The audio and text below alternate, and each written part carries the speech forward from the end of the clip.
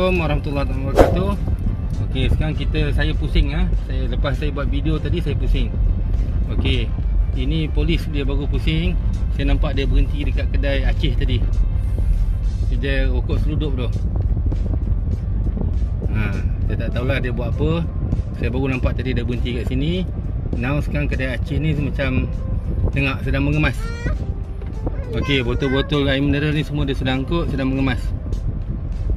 Saya ingat ke angkut orang main tangkap orang. Tak. Kemas nak suruh tutup dulu.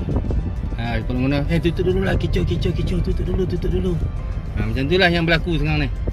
Report kecoh. Macam tu lah. Kod datang nak mari tangkap ke, nak mari ambil rokok ke, tak ada. Itulah. Okay, ni kita pusing pula kat pusat judi. Kita nak tengok maklumat ni kecoh ke tak kecoh. Sampai terdekat tak sampai. Saya ingat ke polis yang datang serbu tangkap kepung ke apa ke. Kita nak dengar ada tak besok berita ketua balai. Okey, ni penuh lagi motor. Okey, ni okey, kedai judi masih lagi berfungsi. Ni berfungsi. Kita tengok depan satu lagi. Kita tengok satu lagi. Saya nak dengar berita besok berapa orang tokey judi.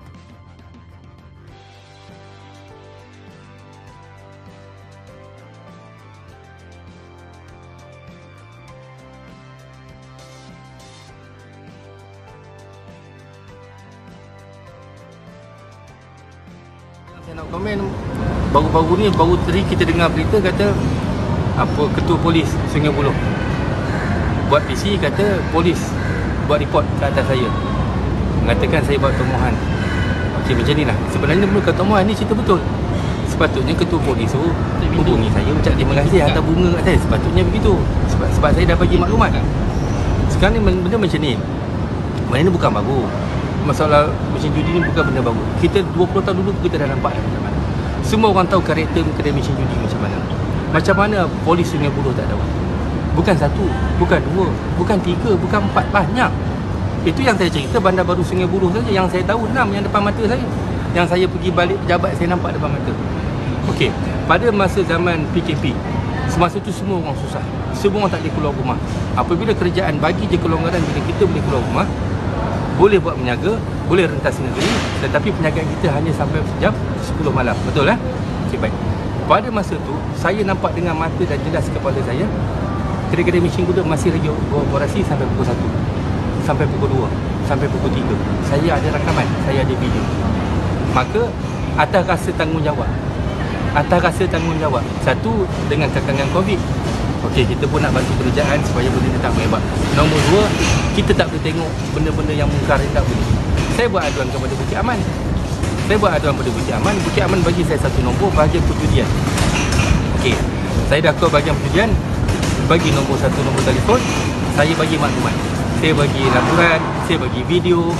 Akhirnya apa yang tak itu, maksudnya saya dah pergi ke level tertinggi dah tu. Saya bukan pergi IPD, saya bukan pergi IPK, saya terus pergi ke Bukit Aman.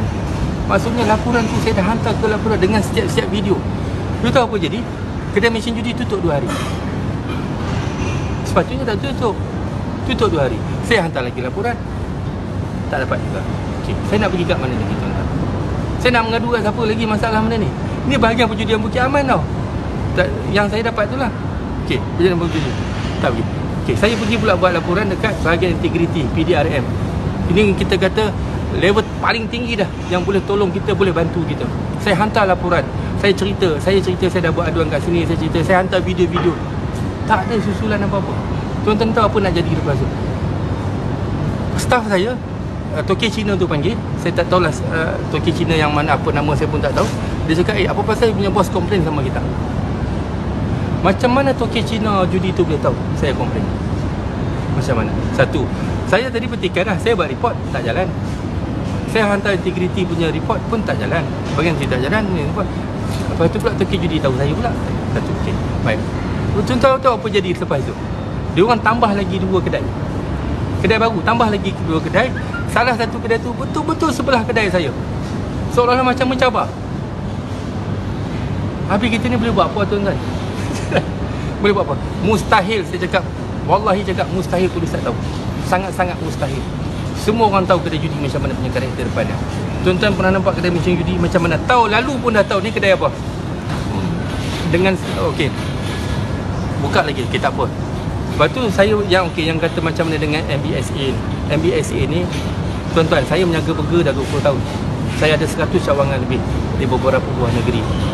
Kena saman PBT, kena sita, ini mainan saya dah. Makan minum saya dah. Saya tak ada isu, tak pernah bergaduh, tak pernah apa. Kita faham kerja PBT. Tak pernah ada isu apa pun. Tak kecil hati pun sebenarnya. Bulan lepas pun kita kena beberapa kali. Kita tak kecil hati pun. Cuma bila dia kena kali ni dengan saya cakap, saya rasa kenapa macam ni ya? Kita orang tengah susah tau. Dah berapa bulan tak ada cari makan. Kita orang baru nak menjaga, kau mari kacau. Sebelah saya jarak 50 meter saja, tak sampailah 50 meter. 30 meter saja kedai Aceh ada pasang kemah kekal. Jual rokok seluduk. Semua orang tahu tu jual rokok murah. Semua jual rokok seluduk. Kenapa you tak kacau dia? Kenapa kedai mesin kuda belakang ni kau tak usik? Dengan kita kau datang macam something, kau jurkau tengking gitu. Macam-macam, kejap-kejap ambil gambar, kejap-kejap ambil gambar, kejap-kejap ambil gambar. Ini MBSA. MBSA. Saya bila okey, diorang sita store saya. Store sita saya pun pergi. Masa saya nak ambil, dah sita adalah seminggu lebih, ada 2 minggu. Kita dah rugi juga kat situ. Barang-barang pun rosak juga. Okay, saya pergi, saya cakap, tuan, saya tak puas hati lah tuan-tuan. Tuan ambil store saya, jiran-jiran saya tuan tak kacau. Sedangkan dalam kan waktu tu tengah kecoh. Gerai-gerai warga asing kena sita. Bila kejadian ni Pak? 3-4 minggu lepas lah. Okey, masa kan tengah kecoh masa tu kan. Masa ni kecoh dengan kita tak boleh keluar malam. Kedai waktu kena tutup. Kecoh penjaga asing nak kena sita. Tapi lah masa yang sama, diorang sita store kita. Jiran saya sebelah terang-terang tak buat salah, tak ambil tindakan. Maksud tuan tanya apa alasan daripada MBSA? Diam lah. Saya buat apa tuan? Saya dapat arahan. Saya dapat arahan. Itu saja. Maksud dah dekat sebulan, kedai Aceh masih ada lagi situ? Kedai tu dah bertahun. Okey, baik. Tengok semalam dia ambil store saya. Saya kecil hati lah. Sebelah tak usik. Dia orang pula keluar statement tadi sebab kata kita tinggalkan store tu kat situ. Habis yang kedai sebelah tak tinggal store. Siap kekal lagi. Kedai sebelah yang jual rokok tu kekal. Sana kekal, sini kekal. Tak usik pula. Satu. Okey, baik. Katakanlah saya tak tolak, saya kerana marah saya kerana saya tak alih store. Kenapa rakan saya Otai Burger sebelah, dia habis niaga dia tolak store, simpan belakang bank, lorong belakang. Kenapa yang dia punya simpan korang kutip juga? Kenapa mesin kuda korang tak usik? Kenapa depan-depan mesin kuda ada gerai-gerai, warung-warung, buka-buka meja korang tak usik? Belakang saya tu, dia tu buka meja sampai panjang-panjang, kau tak usik. Maksudnya kita cuma petikai benda tu lah. Bukan kita nak marah, nak saman-saman lah, nak angkut-angkut lah. Cuma kita rasa, bagilah adil. Bila dia angkut store saya macam tu, saya nak pergi kat siapa lagi tuan-tuan? Saya macam dibuli lah, macam ditindas lah. Hari ni dia terbalik pula dunia ni. Saya buat report, saya pula yang diancam hari ni.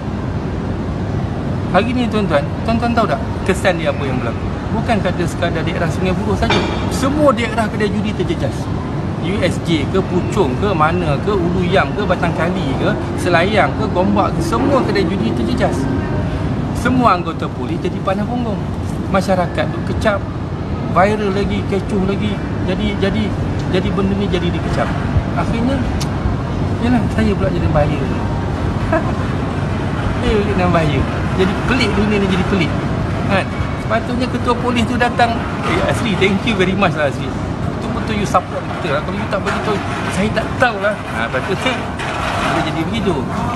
Dunia dah terbalik tuan-tuan. Boleh tak panggil lagi? Tapi saya dah dihubungi oleh SPRM. SPRM pun dah interview saya bagi tadi. Dia pun ambil beberapa maklumat. Dan media. Setakat ni polis tak ada call saya lagi. Okey, store ni kita bergerak-gerak. Cuma hari tu tayar kita problem. Tayar roda tu problem. Sebelum ni diorang suruh kita gerak, kita alih kan, kita alih. Okay. Walaupun saya alih, kedai Aceh tak alih, saya alih juga. Dia bagi notis tu, baru bagi notis dia angkut. Bukan dia tak angkut. Okay. Yang ni dia tak bagi notis, dia terus angkut. Masalahnya saya petikai. Kenapa kedai Aceh hang tak pergi? Kedai Aceh, faham. Kenapa lorong belakang hang tak pergi? Kenapa? Tuan tengok boleh dalam video saya. Tu yang atas jalan tu. Ambil sampai 2, 3, 4 petak. Dia baju semua tu. Jual baju. Tak ada pun. Kedai Aceh tu ada kemah. Lah tuan, bersimen lagi tuan. Tengah-tengah jual rokok tuan. Bukannya jarak jauh daripada MBSA punya pejabat. Itu yang saya cemburu. Saya cakap cemburu lah, tak adil lah. Buat benda haram korang, buat benda yang tak elok korang payung. Yang kami nak menjaga burger yang 1-2 ni korang kacau. Tuan, kalau bulan lepas saya kena, bulan ni nak kena lagi, bulan depan nak kena lagi, kami nak hidup apa? Kami nak cari makan macam mana? Tuan-tuan tahu tak, berniaga buah hot burger tu, semua yang berniaga hot burger tu orang susah, bukan orang senang. Bukan orang senang, ya, semua hot burger, syarat nak ambil hot burger mesti orang susah, mesti orang yang ada hutang, mesti orang yang ada tanggungjawab ramai. Itu syarat-syarat yang saya bagi untuk bantu orang berniaga. Baru ni kita lancarkan, siapa-siapa yang menganggur kena buang kerja datang jumpa kita. Tak perlu modal walaupun 1 sen, kita siapkan platform untuk berniaga. PBT patutnya kerjaan support lah saya. Betul-betul. Bukan saya nak menolong orang daripada orang tak tentu arah, pergi merempat, mencuri, menyamun tak tentu arah. Begitulah maksud saya. Begitulah saya minta apa, PBT jalankan tugas baik-baik, integriti jalankan tugas baik-baik, Bukit Aman jalankan tugas baik-baik. Saya pun ucap terima kasih banyak-banyak lah pada apa, Ketua Polis Negara bagi respon cepat. Saya mengharap sangat. Sekarang saya nak harap siapa? Saya harap IGP je lah backup saya. Saya sekarang ni mengharapkan beberapa NGO, individu-individu, lawyer-lawyer, peguam-peguam yang menghubungi saya. InsyaAllah diorang akan backup saya, duduk kat belakang. Dan kita pun mengharapkan netizen ni, orang ramai ni, yang diorang nampak benda ni, diorang nampak sangat-sangat. Cuma tak sangka benda ni jadi super kecoh. Kita tak sangka dalam berpuluh tahun main judi kat Malaysia ni, yang ni yang paling teruk sekali, yang orang kata paling viral. On the ground lah. Saya pun jadi terancam sebenarnya. Tidak mustahil. Hari ni toke-toke judi kehilangan pendapatan ratus ribu. Bukan hari ni saja, besok lagi, lusa lagi, tulat lagi. Benda ni seminggu, 2 minggu mungkin tak ada apa lagi. Cuma macam tuan-tuan pun tahu, semua masyarakat tahu benda ni bukan 2 hari dia punya isu. Berapa kali dah kepala polis ni tukar, ketua balai ni ditukar, tapi benda tak pernah selesai. Tak pernah selesai. Polis PBT ni ingatlah, kita ni nak mati. Macam ketua polis Johor cakap lah kan, tanyaan kubur tu benar, syurga tu benar, neraka tu benar, seksa kubur tu benar. Benda ni kena tanam betul-betul lah. Kita ni nak harap siapa lagi kalau bukan polis? Cukup-cukup lah, kami tahu. Bukan minta maaf cakap lah, tapi kita rakyat kita nampak. Cukup-cukup lah anggota-anggota polis yang nak bersekongkol ke apa semua tu, kita minta cukup-cukup. Kita rakyat kita tahu benda ni. Kita tahu, tolonglah, kita hormat sangat, hormat. Memang harapan kita besar sangat-sangat. Tapi siapa lagi kalau diorang tak bersungguh-sungguh kan? Itulah maksud saya. Harapan saya berubahlah. Cukuplah. Zaman dah canggih, bukan zaman batu. Tak payah nak nafi-nafi mabu-mabu, tak payahlah. Zaman mudah zaman sekarang ni kan. Kena peredaran zaman tu kena ni.